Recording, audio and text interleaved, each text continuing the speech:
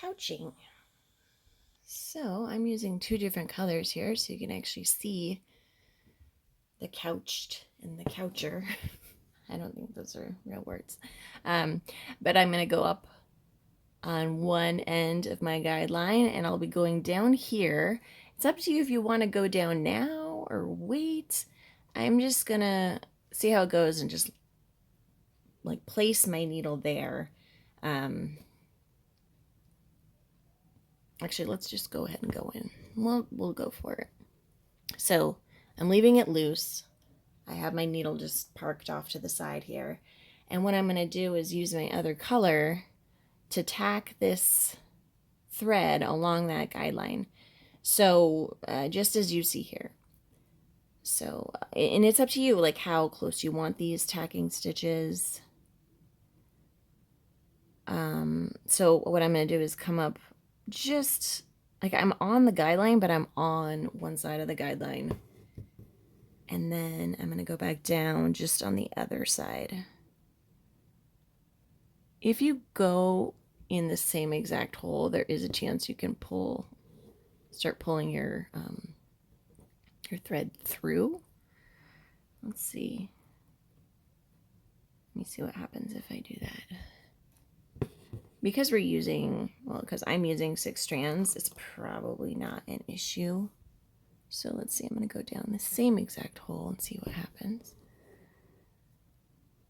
Actually, that looks lovely, so I'm just going to keep doing that.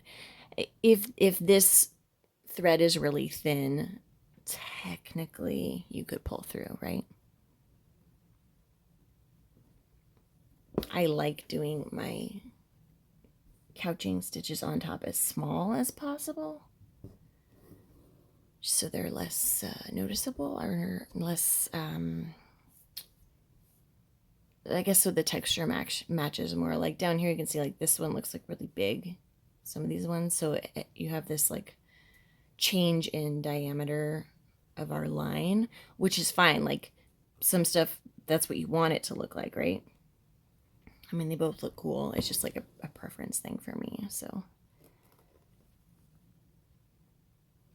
and then if you want, you can use the same colors. So you're not really seeing these. You can use just a single strand to tack down the other long stitch. So this green, if you did it with just like a single strand of this color, right, you really wouldn't notice it that much. I mean, close up you would see the little stitches, but from afar it would just look like a magic floating strand doing this cool curve. So that's pretty much it. I have used this for text before. It was time consuming, but it's kind of cool. Looks kind of cool. So I like it for vines. I've actually tried using it to fill a shape before. It was kind of weird looking, but it's possible. It is possible. So I'm gonna speed myself up here so that I can show you the end. And we have, oops, that kind of looks weird. Oh no, it's all right. Actually, over here, the line is a lot less curvy, so it's probably okay. So I'm pulling from the back my yellow thread.